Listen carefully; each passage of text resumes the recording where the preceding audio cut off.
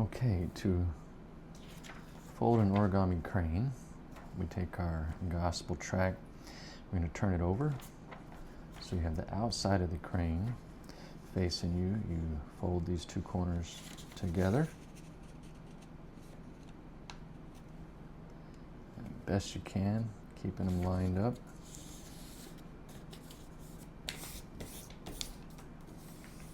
And increase that.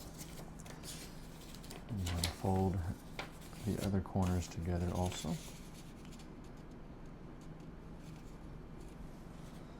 And it's important to keep the corners lined up as best you can, and the creases to be as straight as possible, because it helps when you get to the end of the crane for things to be in the position that they need to be in. So the next step is you turn over the track so that the message is facing up, and then you want to fold it in half. And you fold these two corners together.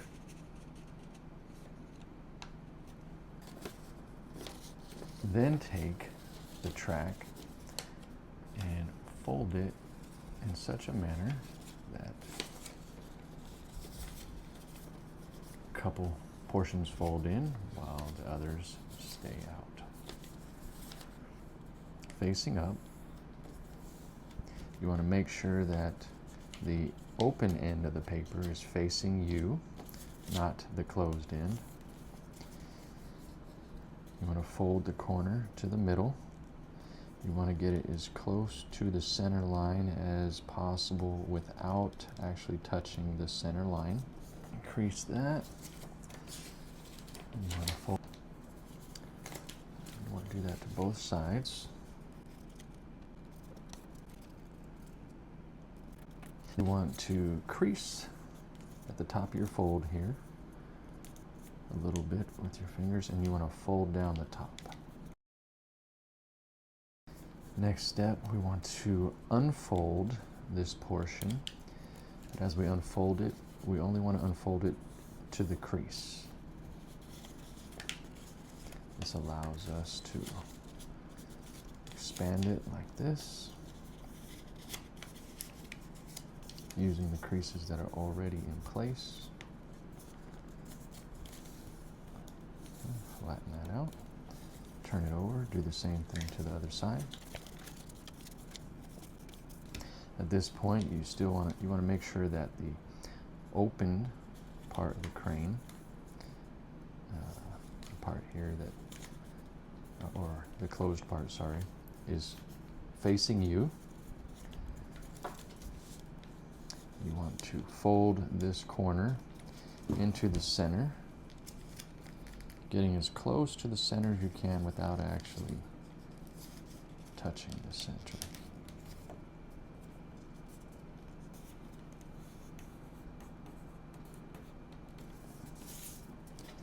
And make a good crease on it when you fold it.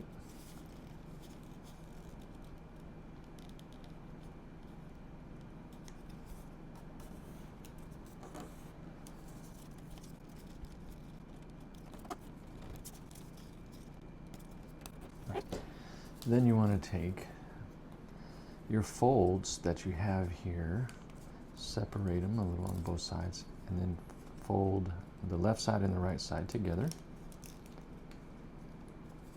Turn it over, fold the other sides together the same way. So now it should look like this. Kind of solidify your creases there. Then you want to fold the bottom to the top, and you want to stop at this, this crease right here is your guide. So you want to not go past that. You want to make sure that this is straight as possible, and then solidify your crease here at the fold. Do the same thing on the other side. And then you take your crane, and again, you want to separate the folds there, and you want to fold the left side to the right side. And turn it over and do the same thing on the other side. When you do, you want to make sure that this crease is as straight as possible on both sides. Nothing kind of moved out of place. Flatten that out. And then at this point, you want to fold your wings down a little bit. You don't have to crease them if you don't want to, but you can if you want to. And then you're going to fold out your neck and your tail. So as the crane is faced this way, with the script on the left side or on the bottom side here, this is going to be the left wing. So the head will be on this side, the tail will be on this side. So the tail, I like to pull out considerable amount to where I see the edge of this part of the tail come to the corner of the fold there, and then squeeze the bottom fold. You got to solidify that fold so that the tail won't retract back up. And then to fold the neck and head, I pull the neck down, but not quite as far as the tail, so that it's a little bit of a distinction. So pull it about that far out. Solidify the fold at the bottom. And then make sure it's straight, the crease is straight. But then you want to separate it a little bit so you can get your finger in there. And you want to fold down.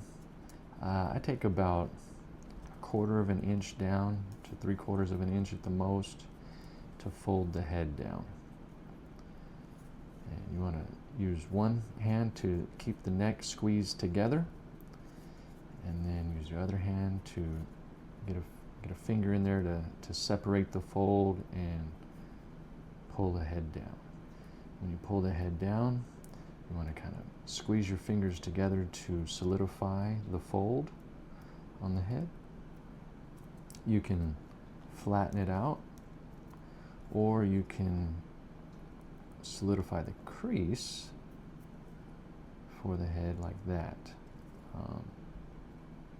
Your preference, whatever you like.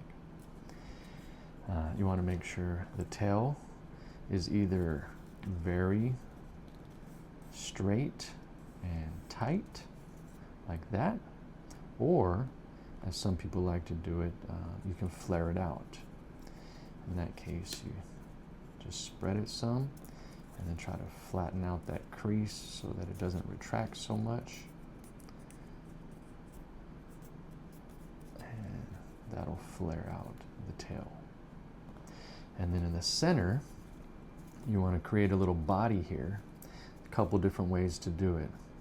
One way is to pull it apart. Another way is to turn it over, spread it a little, and then blow air into that little hole.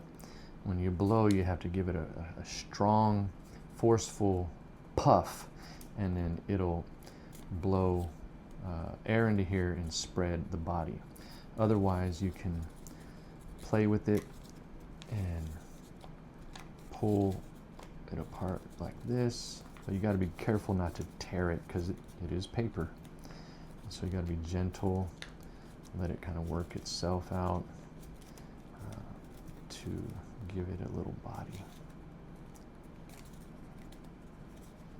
Okay. And then with the wings, you can make them nice and straight, or you can curve them down a little bit. People have different preferences here. But what you don't want is for it to look, have creases in it that don't belong, or look very wrinkled. So try to flatten it out best you can. Again, this is printer paper, not origami, so it's a little different. All right, make sure the neck is nice and tight. This one has a flared out tail. Head looks good. There you go. Your orizuru.